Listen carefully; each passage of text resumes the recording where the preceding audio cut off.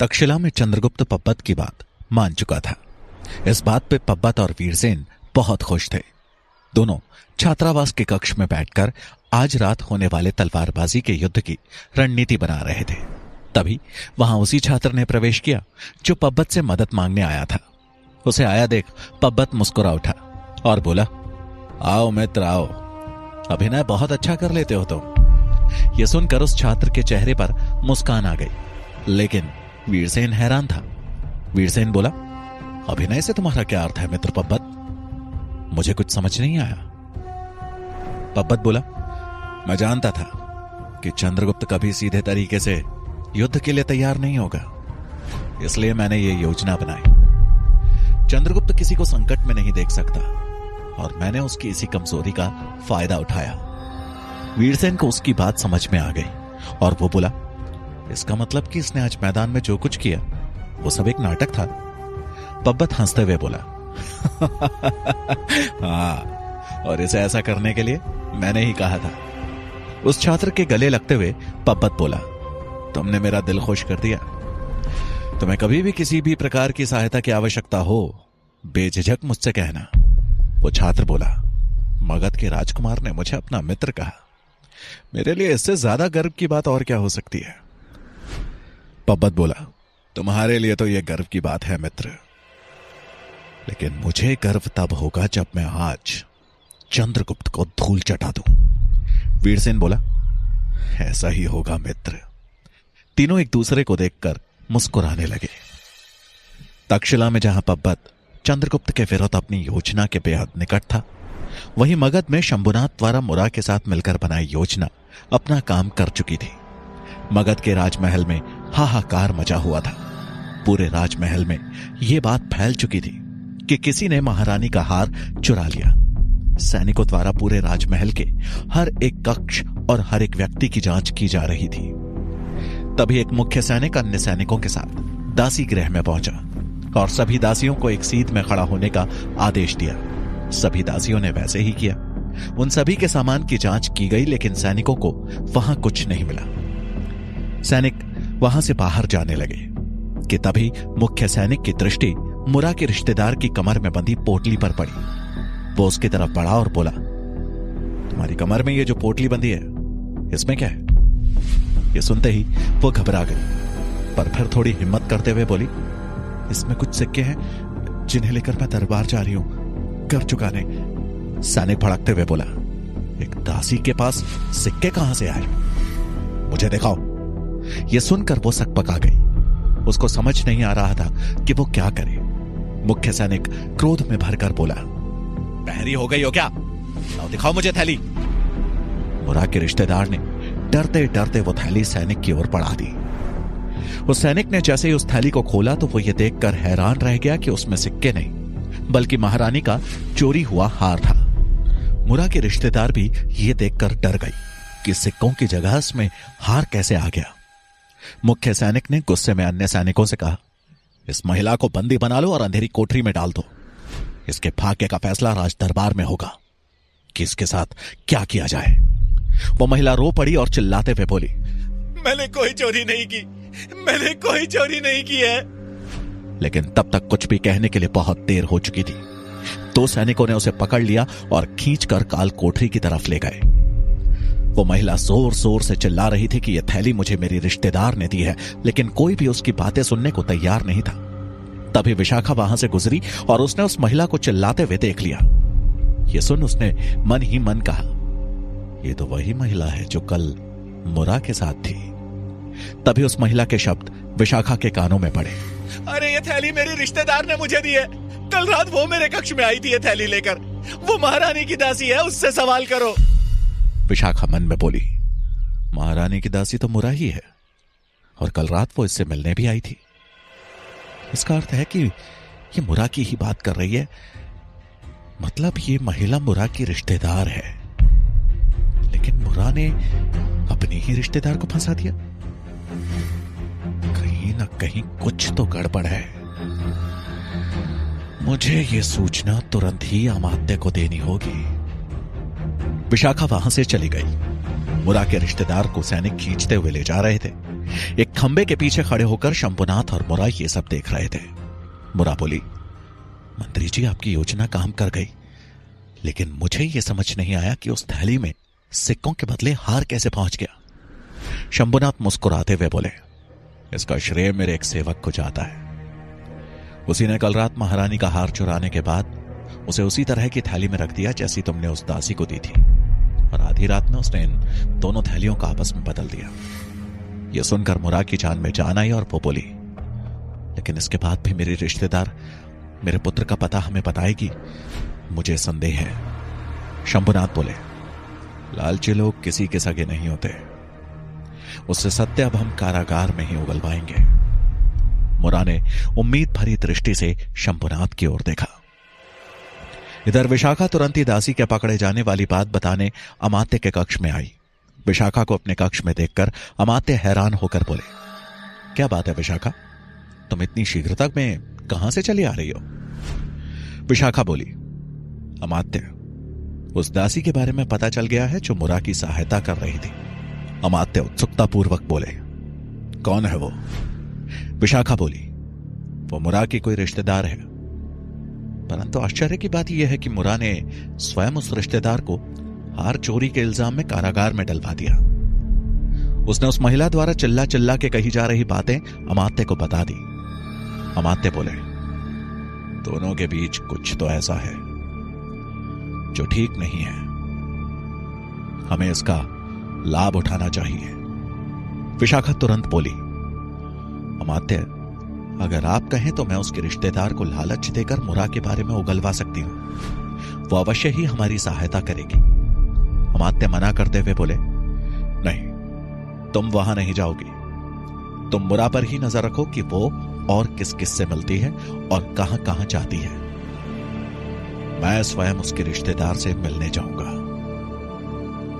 राज्य के महामंत्री को सामने देखकर वो हमारे प्रस्ताव को कभी मना नहीं कर पाएगी।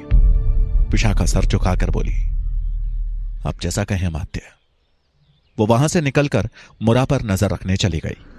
वहीं अमात्य कैद खाने की तरफ बढ़ने लगे जहां मुरा की रिश्तेदार कैद थी। इधर तांबी के गांव की दुर्दशा देखने के बाद आचार्य चाणक्य ने तांबी से कहा, मैं जैसा कहता हूं करते जाओ। सर्वप्रथम गांव के बचे लोगों को ऐसे स्थान पर इकट्ठा करो जहां किसी सैनिक या गुप्तचर की दृष्टि ना पड़े। तांबी उदास स्वर में बोला, आचार्य, अब कोई भी नहीं आने वाला, सभी का मनोबल टूट चुका है, उन्हें क्या कहकर इकट्ठा करूं? चाणक्य बोले, तुम बस इतना कहो कि तक्षशिला से एक सिद्ध महात्मा आए हैं जो आपके दुखों का निवारण करेंगे। इस देश में महात्मा को कोई मना नहीं करता। तांबी को आचार्य की बात उचित लगी।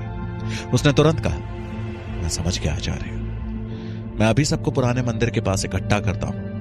वो ऊंची जगह पर है, वहां किसी गुप्तचर की नजर भी हम पे नहीं पड़ेगी। चाणक्य बोले, अति उत्तम, हम वहीं तुम्हारी प्रतीक्षा करते हैं। तांबी अपने कुछ विश्वस्त साथियों के साथ गांव के बचे हुए लोगों को इकट्ठा करने चला गया और चाणक्य महात्मा का वेश बनाकर पुराने मंदिर पर गए जो कि एक ऊंचे टिले पर बना था। उन्होंने अपने शरीर पर भभूत लगाया और एक हाथ में रुद्राक्ष की माला लेकर आसन जमाकर बैठ गए और आंखें मूंद कर माला जाप करने लगे। चाणक्य के कहे अनुसार तांबी ने घर घर जाकर बताया कि कोई सिद्ध महात्मा आए हैं जो उनके दुखों का निवारण करेंगे। सब तो पहले से ही दुख झेल रहे थे। महात्मा का नाम सुनते ही उनमें जैसे उम्मीद की किरण जाग उठी। सभी टीले वाले पुराने मंदिर के पास दौड़े। महिला, पुरुष, बच्चे, बुजुर्ग सभी उस ओर बढ़े। हालांकि उनकी संख्या ज्यादा नहीं बची थी। चाणक्य को देखते ही सभी उनके चरणों पर गिर पड़े और रोते हुए अपना दर्द बयान करने लगे। एक औरत अपने 2 बच्चों के साथ आई थी। वो उन्हें चाणक्य को दिखाते हुए बोली, भगवान, मेरे बच्चे ने 6 दिनों से कुछ खाया नहीं है, हमारी रक्षा करे भगवान। हर कोई अपना दुख चाणक्य को बता रहा था। एक छोटी सी बच्चे ने बिना कुछ बोले अपने दोनों खाली हाथ आचार्य चाणक्य के सामने खोल दिए और आशा भरी निगाहों से देखने लगी जैसे कि वो आचार्य से भोजन नहीं बल्कि उम्मीद की भीख मांग रही हो। चाणक्य ने उस बच्ची को अपने पास आने का इशारा किया। वो बच्ची उनके नजदीक गई तो आचार्य ने उसे अपने बगल में बिठाया और उसके खाली हाथ को बंद करते हुए बोले, पुत्री, खुली हथेली हमेशा कमजोरी का प्रतीक होती है, इस खुली हथेली को दिशा प्रदान करना सीखो। उन्होंने उस बच्ची की एक हथेली को मुट्ठी बनाते हुए वहां उपस्थित लोगों से बोले, इस बच्ची की इस हथेली की 5 उंगलियां अकेली थी, लेकिन मैंने जैसे ही उसे बंद किया वो एक साथ आ गई। उन्होंने संगठित होकर एक मुट्ठी का रूप ले लिया। अब यह मुट्ठी विरोध की ताकत भी रखती है और विनाश की भी। एक व्यापारी ने हाथ जोड़कर खड़े होते हुए कहा, महात्मन, हम सब एकत्रित भी हो जाए तो भी सिकंदर की सेना का सामना नहीं कर पाएंगे। आचार्य चाणक्य ने विनम्रता पूर्वक कहा, एकता में बहुत बल होता है। इस बल के आगे बड़ी बड़ी सेनाएं झुक गईं तो फिर सिकंदर की सेना क्या है? यह धरती आपकी अपनी मातृभूमि है, आपकी अपनी मिट्टी। इसे इस तरह से छोड़कर जाना उचित नहीं। मुसीबत का मिलकर सामना कीजिए। व्यापारी गंभीर होता हुआ बोला, महात्मन, अगर हम सामना करने की सोचें भी तो भी कुछ नहीं कर सकते। हम संख्या में उनसे बहुत कम हैं और उनकी सेना में तो सुना है उड़ने वाले घोड़े भी हैं। ऐसे में भला हमारी मदद कौन करेगा? चाणक्य मुस्कुराते हुए बोले, तुम्हारा साथ देने मगध की विशालकाय सेना भी आ रही है। व्यापारी चौंकते हुए बोला, मगध की सेना? वहां उपस्थित गांव के बाकी लोग भी चौंके। चाणक्य ने अपनी बात जारी रखते हुए कहा, मगध के राजा धनानंद मेरे शिष्य हैं और मेरे कहने पर वो यहां अपनी विशालकाय सेना के साथ आ रहे हैं। सिकंदर की सेना उनके सामने कुछ भी नहीं है। अगर सिकंदर की सेना में उड़ने वाले घोड़े हैं तो मगध की सेना भी कम चमत्कारी नहीं है। तभी एक औरत ने खड़े होकर उत्साहित स्वर में पूछा, सत्य महात्मन, आपने देखा है? चाणक्य ने हां में सर हिलाया तो उस महिला ने तुरंत कहा, अगर ऐसा है तो मैं अपनी मातृभूमि को छोड़कर कहीं नहीं जाऊंगी। बाकी बस चुपचाप आचार्य चाणक्य के चेहरे को निहार रहे थे। उन्हें अब भी पूर्ण विश्वास नहीं हो रहा था कि मगध की सेना सिकंदर की सेना से लड़ सकती है। चाणक्य ने उनमें आत्मविश्वास जगाने के लिए अपनी अंतिम चाल चली। वो बोले, आप लोगों की तसल्ली के लिए मैं स्वयं सिकंदर के खेमे में जाकर उनकी सैन्य शक्ति का जायजा लूंगा, परंतु आपसे विनम्र निवेदन है कि इस मिट्टी को छोड़कर नहीं जाए। तभी एक विधवा औरत खड़ी हुई और बोली, महात्मन, हमें आप पर पूर्ण विश्वास है। हम यहीं रहेंगे और अगर मरना होगा तो अपनी मिट्टी में ही मरेंगे। कुछ पल के सोच विचार के बाद एक एक कर सभी खड़े हो गए और आचार्य चाणक्य की बात मानते हुए उनका साथ देने का वचन दिया। इधर मगध में मंत्री शंभुनाथ मुरा की महिला रिश्तेदार से मिलने कैद खाने पहुंच गए। शंभुनाथ को देखते ही वो महिला डरते हुए बोली, आइए मंत्री जी, मैंने कुछ नहीं किया, ये सब मेरी रिश्तेदार का किया धरा है। उसी ने मुझे वो पोटली देते हुए कहा था कि वो मैं दरबार में उसे कर के रूप में आपको सौंप दूं। मैं बेकसूर हूं। शंभुनाथ ने सीधे मुद्दे पर आते हुए उससे पूछा, तुम मुरा के पुत्र के बारे में क्या जानती हो? यह सुनकर मुरा की रिश्तेदार समझ चुकी थी कि यह सारा खेल मुरा ने शंभुनाथ के साथ मिलकर उसे फंसाने के लिए ही रचा था। अब उसने भी उल्टा दाव चल दिया। वो अनजान बनने का नाटक करते हुए बोली, कौन पुत्र? मुझे नहीं पता कि मुरा का कोई पुत्र भी था। मैं उसके किसी पुत्र को नहीं जानती। शंभुनाथ ने हल्के गुस्से में कहा, झूठ मत बोलो। मुझे सब ज्ञात है कि तुमने ही उसके पुत्र को बेचा था। तुम्हारे पति ने सारी बात बता दी है।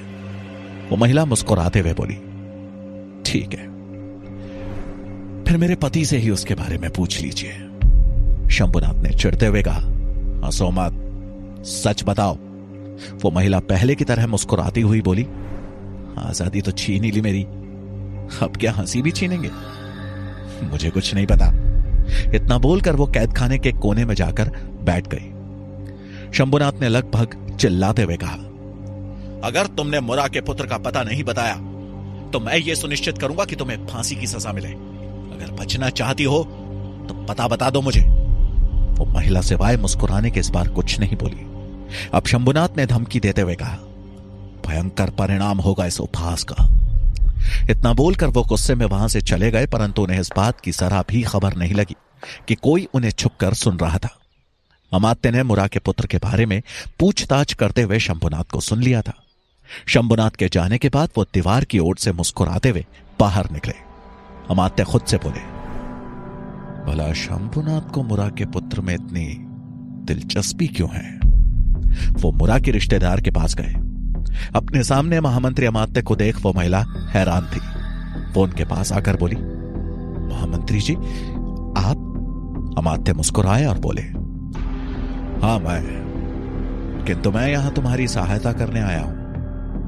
मुझे पता है कि शंभुनाथ ने मुरा के साथ मिलकर तुम्हें फंसाया है, लेकिन तुम चाहो तो मैं तुम्हें यहां से मुक्त करवा सकता हूं। उस महिला ने उत्सुकतावश पूछा, उसके बदले में मुझे क्या करना होगा?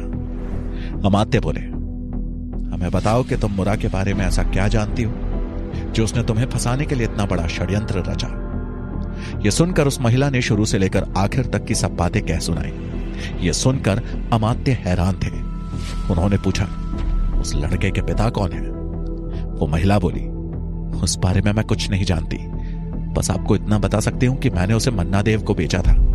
अमात्य बोले, इस जानकारी के लिए तुम्हारा धन्यवाद। महिला बोली, मेरी रिहाई कब तक हो पाएगी? अमात्य मुस्कुराए और बिना कुछ बोले वहां से चले गए। इधर तक्षशिला में रात के अंधेरे में चंद्रगुप्त, वीरसेन, पब्बत और कुछ अन्य छात्र चुपके चुपके छात्रावास से बाहर निकले और तक्षशिला से बाहर की ओर बढ़ने लगे। वो लोग इस बात से अनजान थे कि आचार्य श्वेतांग भी इस समय छात्रावास के निरीक्षण के लिए निकले हैं। वो सभी जब छात्रावास से बाहर जाने वाले मुख्य द्वार के पास पहुंचे कि तभी आचार्य श्वेतांग भी सामने से आते दिखाई दिए। तभी एक छात्र की नजर उन पर पड़ गई। वो बोला, आचार्य श्वेतांग किधर ही आ रहे हैं? ये सुनते ही सबके चेहरों पे हवाइयां उड़ने लगी।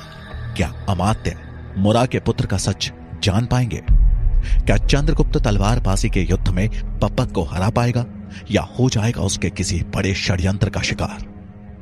क्या होगा शंभुनाथ का अगला दांव? जानने के लिए सुनिए चाणक्य का अगला भाग